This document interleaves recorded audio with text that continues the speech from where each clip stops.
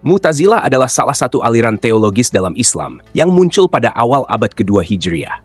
Aliran ini terkenal dengan pendekatan rasionalnya dalam memahami ajaran Islam, seringkali bertentangan dengan pandangan tradisional. Mu'tazilah memiliki 5 prinsip utama yang menjadi dasar ajarannya.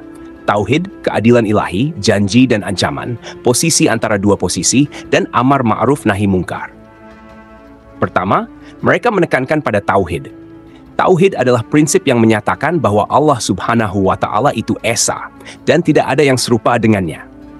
Meskipun prinsip ini sesuai dengan ajaran Islam, pemahaman Mu'tazilah menimbulkan kontroversi. Mereka menolak sifat-sifat Allah yang kekal, berpendapat bahwa sifat-sifat tersebut adalah bagian dari zat Allah dan bukan sesuatu yang berdiri sendiri. Para ulama tradisional menentang pandangan ini karena dianggap mengurangi kemuliaan dan kesempurnaan Allah yang memiliki sifat-sifat sempurna dan kekal. Kedua, Mu'tazilah menganut prinsip keadilan ilahi. Mu'tazilah menekankan bahwa Allah Subhanahu wa Ta'ala itu maha adil dan tidak mungkin berbuat zalim atau tidak adil. Mereka percaya bahwa manusia memiliki kebebasan penuh untuk berbuat baik atau buruk dan akan mendapatkan balasan sesuai dengan perbuatannya. Para ulama tradisional menolak pandangan ini karena dianggap terlalu menekankan kebebasan manusia dan mengabaikan kehendak Allah. Mereka percaya bahwa segala sesuatu terjadi dengan izin Allah, termasuk perbuatan manusia, dan bahwa Allah Maha Adil dalam segala perbuatannya. Prinsip ketiga adalah janji dan ancaman. Mu'tazilah mengajarkan bahwa Allah Subhanahu wa Ta'ala wajib menepati janjinya untuk memberi pahala kepada orang yang taat dan menghukum orang yang maksiat. Para ulama menentang pandangan ini karena mereka percaya bahwa Allah tidak terikat oleh apapun dan bebas untuk berbuat apa saja sesuai dengan kehendaknya. Konsep bahwa Allah terikat untuk menepati janji dianggap mengurangi kemahakuasaan Allah. Keempat, posisi antara dua posisi. Al-manzilah baina al-manzilatain. Prinsip ini menyatakan bahwa seorang muslim yang melakukan dosa besar tidak lagi dianggap sebagai mukmin, orang beriman, tetapi juga tidak dianggap sebagai kafir, orang yang tidak beriman. Mereka berada di antara dua posisi ini dan akan masuk neraka jika tidak bertobat. Para ulama tradisional menolak pandangan ini karena bertentangan dengan ajaran bahwa seseorang tetap dianggap sebagai muslim meskipun berdosa, selama mereka tidak melakukan perbuatan yang menjadikannya kafir. Terakhir, amar ma'ruf nahi munkar. Prinsip ini mengajarkan kewajiban untuk mendorong perbuatan baik dan mencegah perbuatan buruk. Meskipun prinsip ini diakui dalam Islam, pemahaman Mu'tazilah seringkali terlalu ekstrem dan berlebihan dalam praktiknya. Mereka berusaha memaksakan pandangan mereka kepada orang lain, termasuk dengan menggunakan kekerasan atau paksaan, yang ditentang oleh ulama tradisional karena bertentangan dengan prinsip kasih sayang dan toleransi dalam Islam. Para ulama tradisional menolak ajaran Mu'tazilah karena dianggap mengurangi sifat-sifat Allah, terlalu menekankan kebebasan manusia, mengabaikan kehendak Allah, dan memiliki pandangan ekstrem dalam praktik amar ma'ruf nahi munkar. Meskipun Mu'tazilah memberikan kontribusi signifikan dalam perkembangan teologi Islam, banyak prinsip dan pemahaman mereka yang tidak diterima oleh mayoritas ulama pada masa itu. Pada masa pemerintahan Khalifah Al-Ma'mun dari dinasti Abbasiyah, ajaran Mu'tazilah mendapat dukungan kuat sebagai ideologi resmi negara. Khalifah Al-Ma'mun sangat dipengaruhi oleh pemikiran rasional Mu'tazilah yang menekankan pentingnya akal dalam memahami ajaran agama. Beliau aktif dalam mempromosikan dan mengembangkan ajaran Mu'tazilah di seluruh kekhalifahan, bahkan mengangkat para ulama Mu'tazilah ke posisi penting dalam administrasi negara. Salah satu doktrin paling kontroversial yang dianut oleh Mu'tazilah pada masa itu adalah keyakinan bahwa Al-Quran adalah makhluk yang diciptakan dan bukan bersifat qadim atau kekal. Mereka berargumen bahwa Al-Quran, meskipun kalam Allah, adalah hasil ciptaannya, dan oleh karena itu tidak bersifat kekal seperti sifat-sifat Allah yang lain. Pandangan ini bertentangan dengan pandangan mayoritas ulama dan mazhab tradisional yang memandang Al-Quran sebagai kalam Allah yang qadim dan kekal, tidak diciptakan dan tidak terpengaruh oleh waktu. Kebijakan Al-Ma'mun dalam mendukung Mu'tazilah dan mempromosikan doktrin ini memicu kontroversi besar di kalangan ulama dan masyarakat Islam pada masa itu. Hal ini memunculkan perdebatan sengit tentang sifat Al-Quran dan otoritas ajaran agama, serta mengakibatkan persekusi terhadap ulama-ulama yang menentang atau menolak doktrin Mu'tazilah ini, seperti yang dialami oleh Imam Ahmad bin Hanbal.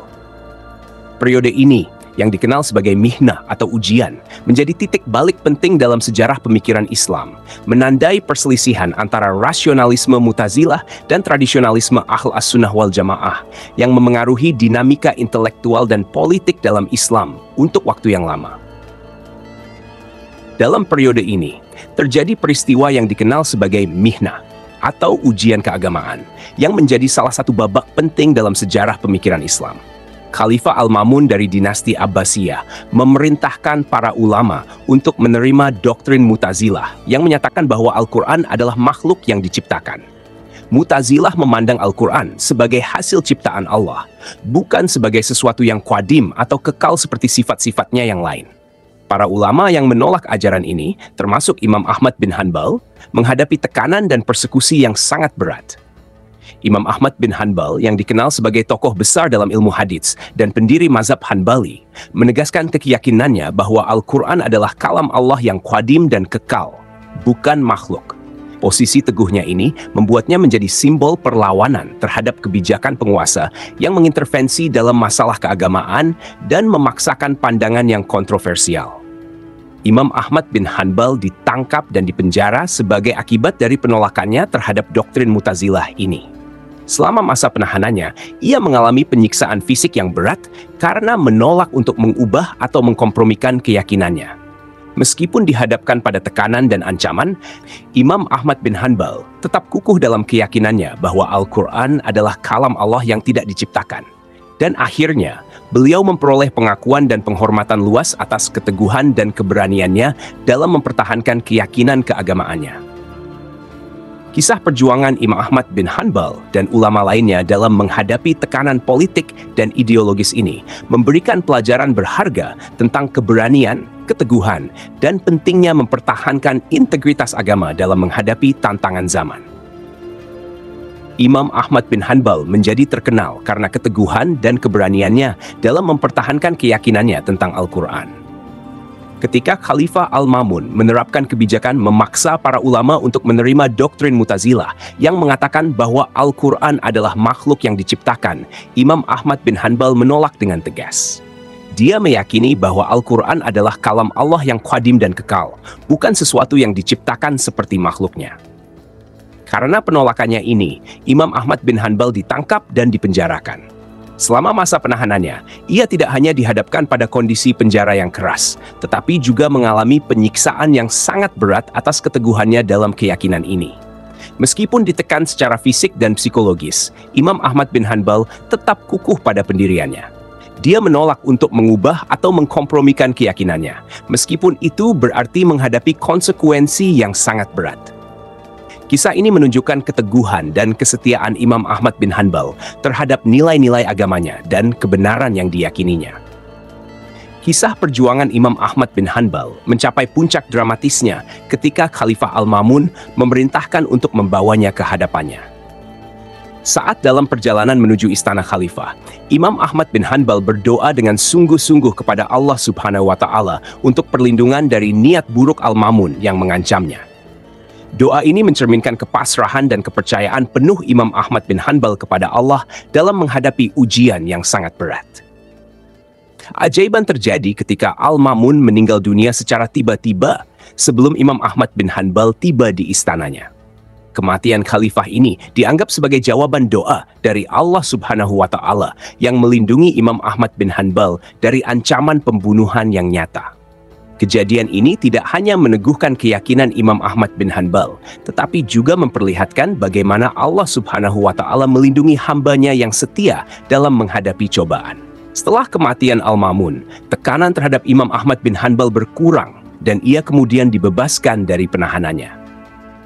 Kisah ini menjadi salah satu tonggak penting dalam sejarah Islam yang mengilhami banyak orang tentang kekuatan doa, keteguhan iman, dan perlindungan Allah dalam menghadapi cobaan kehidupan.